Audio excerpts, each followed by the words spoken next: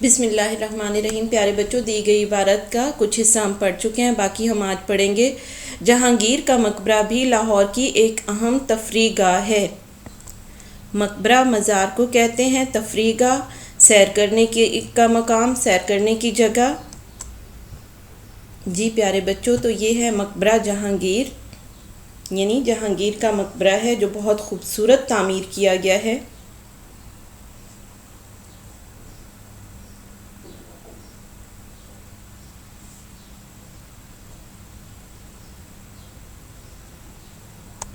یہ مقبرہ راوی کے قریب باغ دلکشا میں تعمیر کیا گیا ہے۔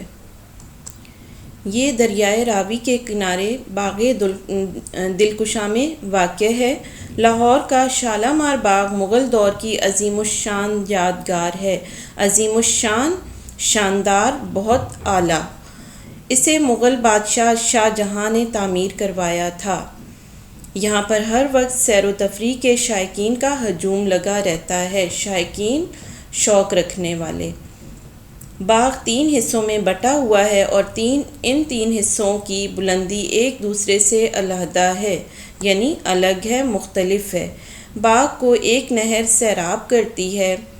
سیراب کرتی ہے، پانی دیتی ہے، پانی سے بھرتی ہے۔ باغ میں فوارے، آبشاریں اور بہت سی اقسام کے درخت ہیں۔ باغ کے درمیان میں بہنے والی نہر میں فواروں کے چلنے کا نظارہ بڑا دل فریب ہوتا ہے، دل کو اچھا لگنے والا ہوتا ہے، بہت ہی خوبصورت ہوتا ہے۔ پیارے بچوں، یہ ہے شالامار باغ۔ اس باغ کو جو نہر سیراب کرتی ہے وہ یہ والی نہر ہے۔ یہ دریائے راوی ہے جو اس کے پاس ہی ہے۔